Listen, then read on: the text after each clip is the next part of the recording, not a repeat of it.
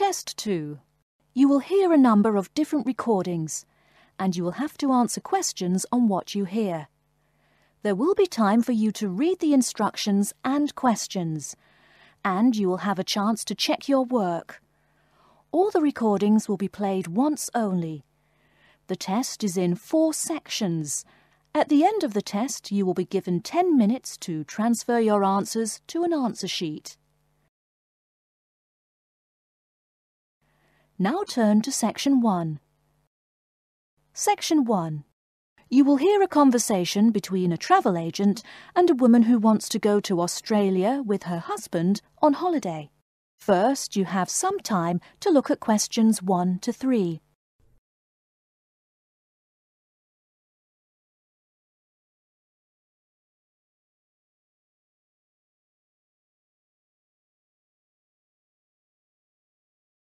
You will see that there is an example which has been done for you. On this occasion only, the conversation relating to this will be played first. Good morning. I've been looking at your holidays to Australia in your brochure. I'm thinking of going during the second half of next month. Good morning. As you can see from our brochure, we offer a wide variety of packages to various destinations in Australia. Is there anything in particular that interests you? The woman says that she has been looking at the holidays to Australia in the brochure. So, brochure has been written in the space. Now we shall begin. You should answer the questions as you listen, because you will not hear the recording a second time. Listen carefully and answer questions 1 to 3. Good morning. I've been looking at your holidays to Australia in your brochure. I'm thinking of going during the second half of next month. Good morning. As you can see from our brochure, we offer a wide variety of packages to various destinations in Australia. Is there anything in particular that interests you? Yes, my husband and I are very interested in the holidays in the outback. These holidays are becoming increasingly popular. Would you like to arrange flights and accommodation with us, or just accommodation? Can you arrange flights from Sydney? Certainly. OK, flights and accommodation then. Right, you said that you wanted to travel next month. Which date would you prefer? I should point out that there are no daily flights available, so if you have a flexible itinerary, that's better. Well, we arrive in Sydney on the 15th of April, and we were thinking of travelling to the outback on the 18th of August. April. OK, there's only one flight from Sydney to Alice Springs on the 18th, so I'll book you on that. It leaves at 10 in the morning, which is quite convenient. Shall I book 2 seats for you? Yes, please. As for your stay in the outback, you can see from the brochure that we offer 3 packages: budget, standard and luxury. The budget package is about $500 Australian dollars, the standard package is about $700 and the luxury one is approximately $1,000, though it does depend on exactly what you would like regarding extras. Which one would you prefer? Well, we can't decide between the budget and standard options. Well, actually, just looking at my computer here, on the date that you want to fly into Alice Springs, there is no standard accommodation available. It's fully booked, I'm afraid. That's okay. We think that the cheapest one should be fine for us. We don't mind roughing it for a few days, and we don't expect to be spending much time at our accommodations. We prefer the outdoors. Right, let's look at the room options. Before you hear the rest of the conversation, you have some time to look at questions 4 to 10.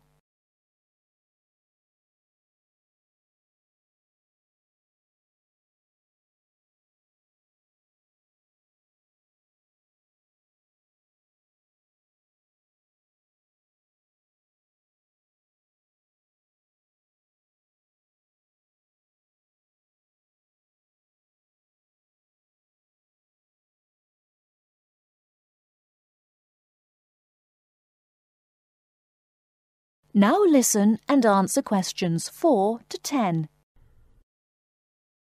First of all, would you prefer a non-smoking room? Yes, neither of us smokes. OK. Oh, before I forget, could you book everything in my husband's name, please? Yes, of course. Are you paying by credit card? Yes. In that case, I'll need your husband's name exactly as it appears on the card. Of course, it's John A. Smythe. That's Smythe with a Y. John. Middle initial A. Surname Smythe. S-M-Y-T-H. Is that correct? Correct. Thank you. I'll just check the price. The room will cost $100 a night plus $10 tax, so $110 per night in total. Is that okay?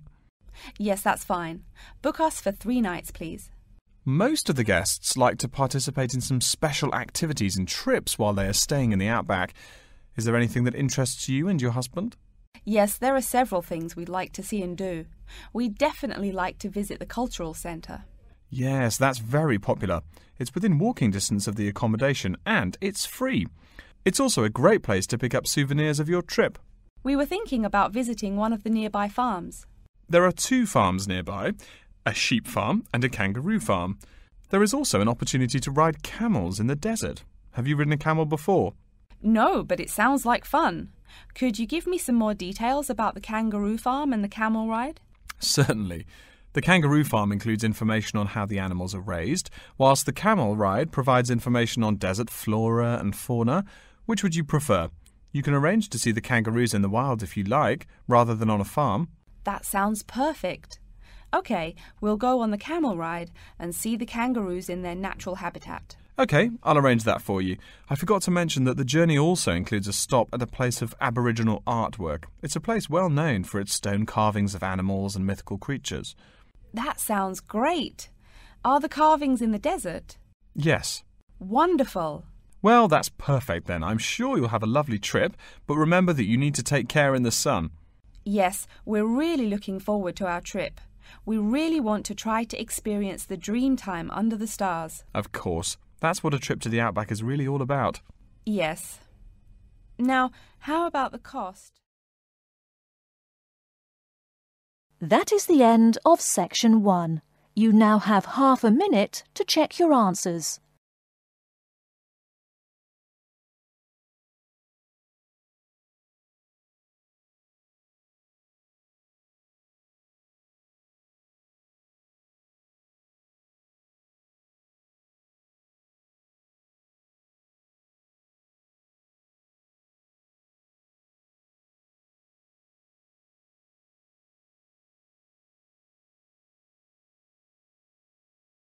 Now turn to section 2.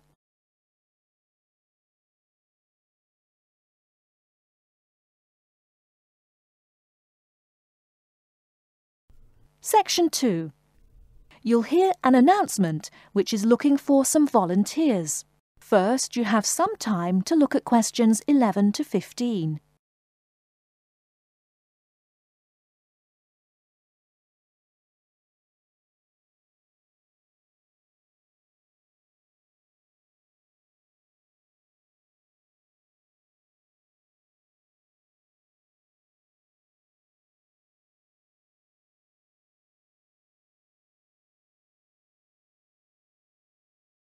Now, listen carefully and answer questions 11 to 15. Continuing our broadcast of public service announcements, Worldwide Helpers announces upcoming vacancies for a number of volunteer worker positions. All applicants must meet the following requirements. First of all, applicants must be over 18 years of age.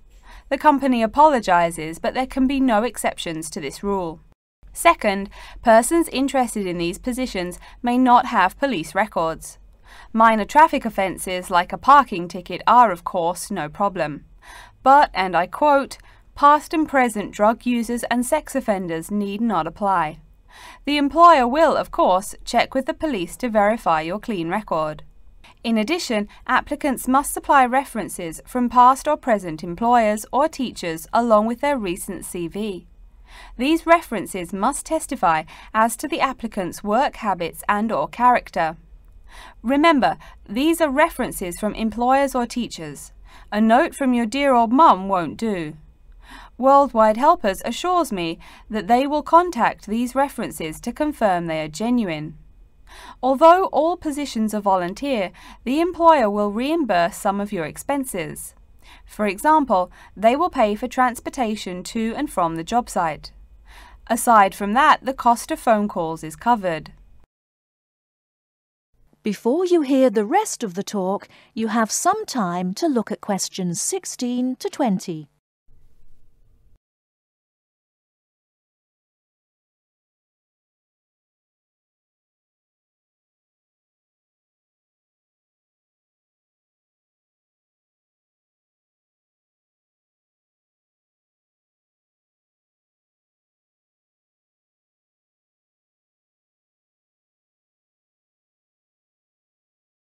Now listen and answer questions 16 to 20.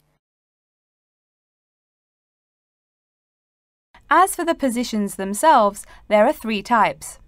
The first involves assisting persons confined to wheelchairs. For this position, volunteers must be physically fit and in excellent health. They must be able to lift at least 150 pounds. They should also have a current first aid certificate from the Red Cross. But the most important requirement is that the volunteer must have his own car. On Tuesday afternoons, the volunteers take their clients to various scenic spots around the city to experience and enjoy nature. If you don't drive, but you'd still like to get involved, the centre has a number of openings for people to read to the blind. Readers must, of course, read English clearly. Persons with no foreign accent are preferred. For these positions, you must be available on Monday mornings. Oh, wait, I see a note here. There is one opening for someone who can read Urdu. Apparently, there is a Pakistani blind person who'd like to hear his or her native language, but the other positions are all in English. And finally, there are a limited number of volunteers needed to care for disabled children. I'm sorry, but the information I've been given does not say how many children or what disabilities they have. In any case, you are needed to care for the children for 1 week in August. Apparently, this will be at the close of the summer holiday. I would guess this involves helping them with the routine chores of daily life. Again, volunteers for this position must know basic first aid, be in good health, and be able to lift up to 75 pounds. All applications for this position have to be submitted no later than Monday, August 8th. Applications may be made either by regular postal service, the snail mail, or by email. The mailing address is Worldwide Helpers, Post Office Box 651, East Surrey, BY8 99C. Please write "Attention Mary Smith" on the envelope. Or you can send email to acrawfor@worldwidehelpers.org. That's acrawfor@worldwidehelpers.org. So get out there and do something good. Okay. Our next announcement is looking for someone to facilitate tiger breeding at the London Zoo. And get this, it's a strictly volunteer position. That means you don't get paid. Oh my God. I'm sorry, ladies and gentlemen, but I just have to laugh. That is the end of section 2. You now have half a minute to check your answers.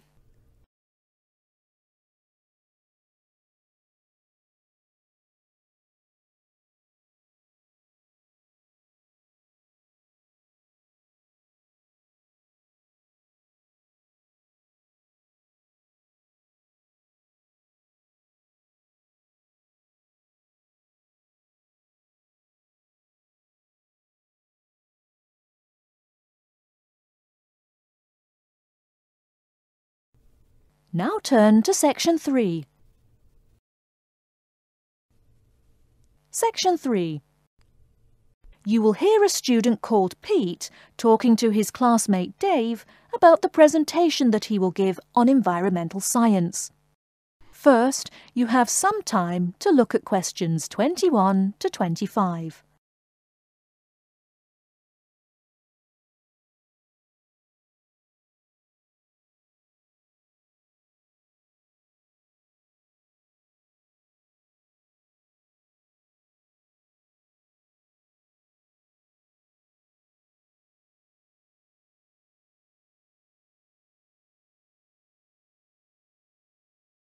Now listen carefully and answer questions 21 to 25. Are you just leaving the library now? I saw you get there at 8 a.m. Yeah, I've been there all day. What for? They hire a cute new librarian or something? I wish. No, it's the presentation that I will give in environmental science the day after tomorrow. What's it about? I heard you were really excited about the class. And Dr. Schnee also calls you for the arcane questions, as he calls them. It's about environmental damage in the Yucatan. Excuse me, what? Or is that where? The Yucatan.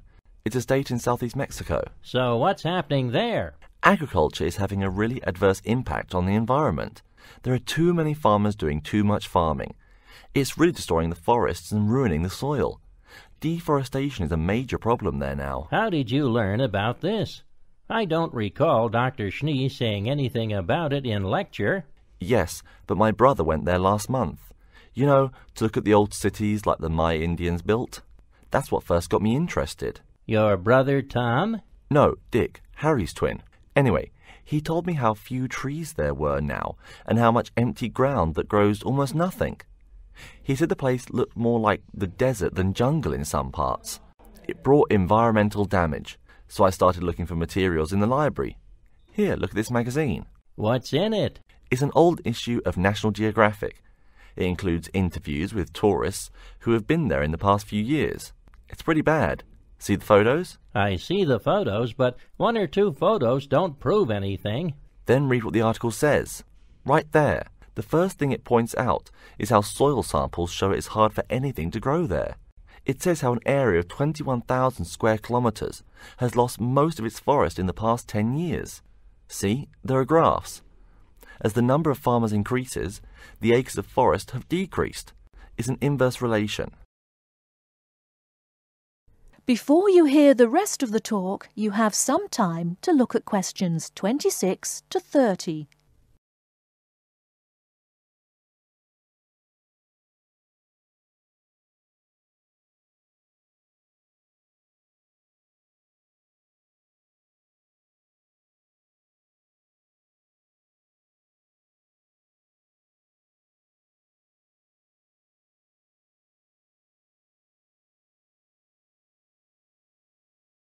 Now listen and answer questions 26 to 30. So, how big is that state? I'm sorry, but I've never really learned the metric system. It's bigger than the state of Massachusetts. That's shocking. Anything else? There's lots of else. Scientists say there's a growing area of about 10.5 square kilometers where nothing can grow at all. It's like the beginning of a desert. Oh, yes. What Dr. Schnee called desertification. But why can't anything grow there? I've never really studied soil chemistry. I'm just starting to look into that subject, but my sister Marie is a geologist, and she says the problem is that the soil has too much saline, with no plants helping to adjust the chemistry. Apparently, that's a common problem with soil types throughout the areas with rainforest. Once you lose the plant cover, it's difficult to bring it back. Reforestation is almost impossible, even if the land is not being used for other purposes. Wait a minute. What is saline? Saline is salt dissolved in water. Scientists who have gone there have taken measurements. They do this by gathering a sample of the soil and running a simple test that shows the ionization of the solution. The geology department in our own university has reviewed the soil at the site too. They're right. It looks pretty bad. The level of salinity is going up. But the plants that would solve that problem can't be planted in soil like that. There is a narrow spectrum of salinity in which the plants will grow. And once you pass the threshold, there is no way to put the problem right? Exactly. It's possible that no one can do anything to stop the trend now. And all because of human greed. Wait a second. How do you know these scientists can be trusted? What kind of reputation do they have? Are they reliable? Oh, they're definitely reliable. They include 4 members of the faculty from the geology department right here at MIT. Here, study these photographs and check the damage yourself. That's what Dr. Horst, who wrote the book here, did. He's newly appointed, but Dr. Schnee said that he's brilliant. So, where are you going now? I'm headed over to the geography department to borrow a map for my presentation. You know, this whole problem could have been avoided. The farmers there in the Yucatan. Pete, What? go take a break. Leave some studying for the rest of us. That is the end of Section 3. You now have half a minute to check your answers.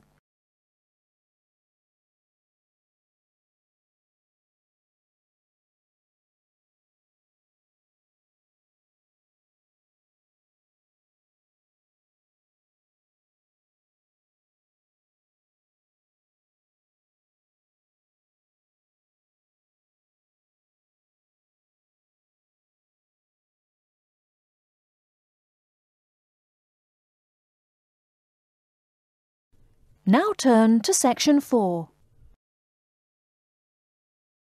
Section 4. You will hear a lecture's introduction to Insect Biology 101. First, you have some time to look at questions 31 to 40.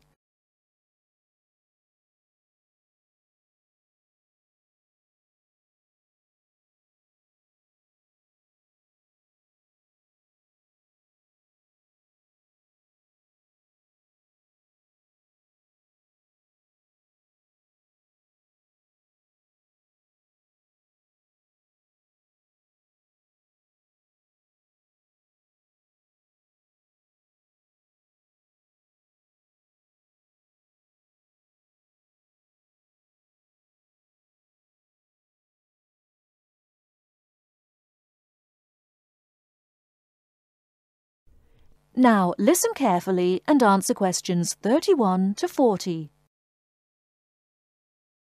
Good afternoon and welcome to Insect Biology 101. I'd like to begin this course with a few remarks about good insects and bad ones. Bugs are all around us, and that's both a benefit and an annoyance, sometimes maybe even serious harm. First, let's talk about the good things that insects do for us. Probably the most important insect for humans, and maybe for all other life, is the bee. Bees help plants in the process of pollination, and thus are necessary to most flowers and fruit-producing trees.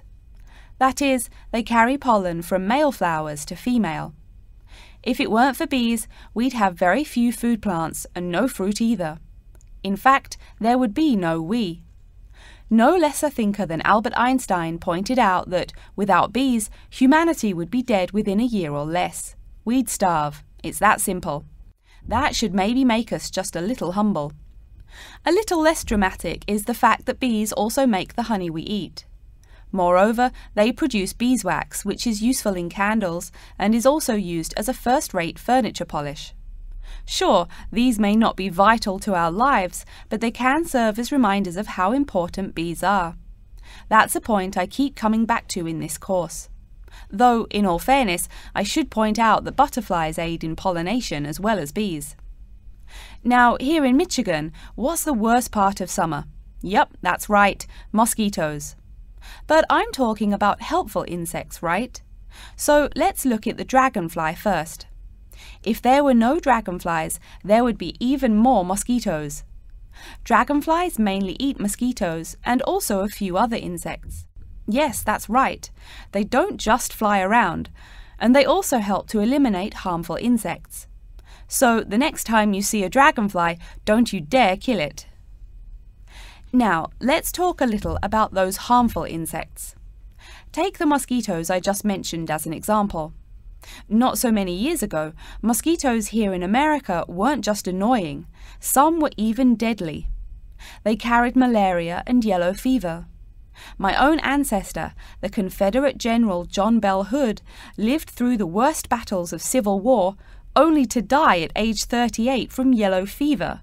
A pest, not a bullet. Well, besides the mosquitoes, in summer there is also a kind of insect that never seems tired. Right, that is the fly.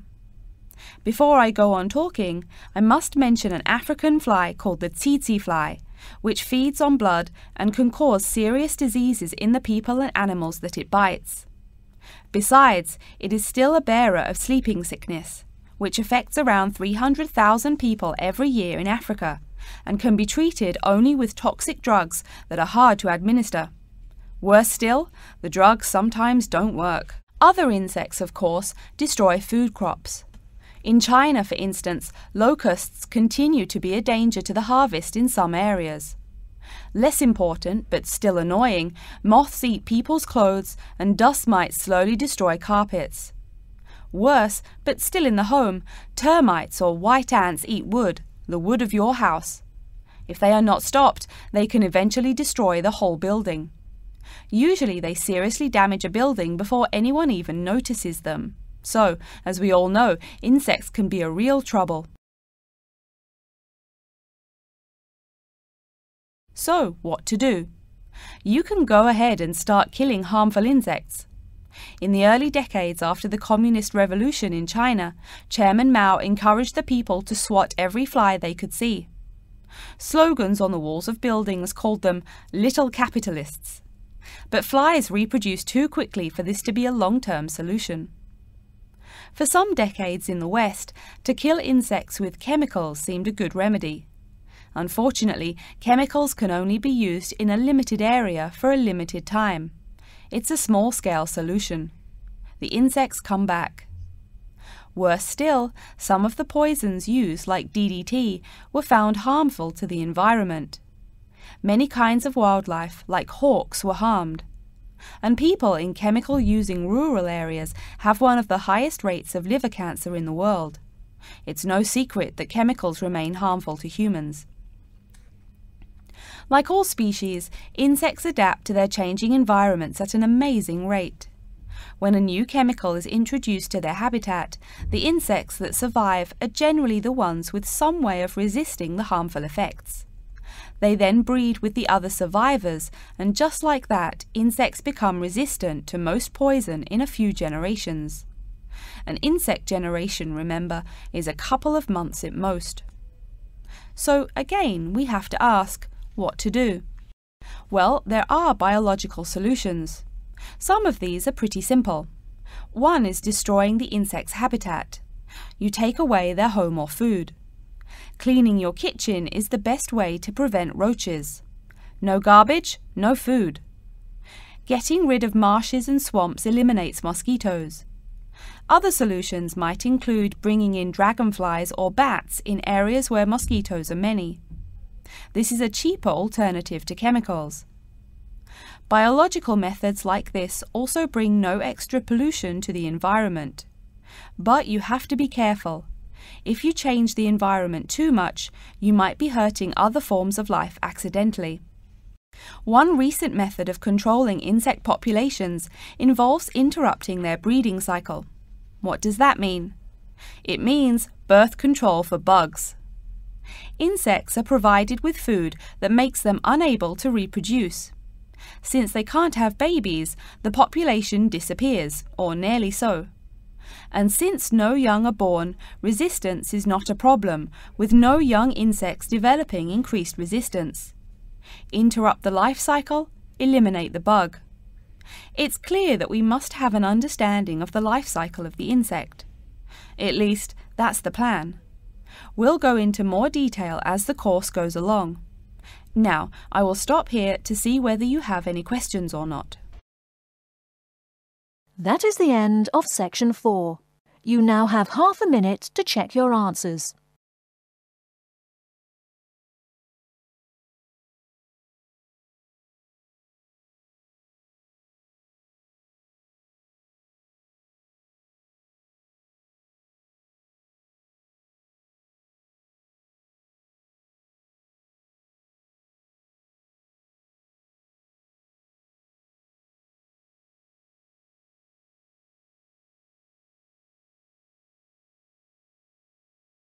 That is the end of the listening test.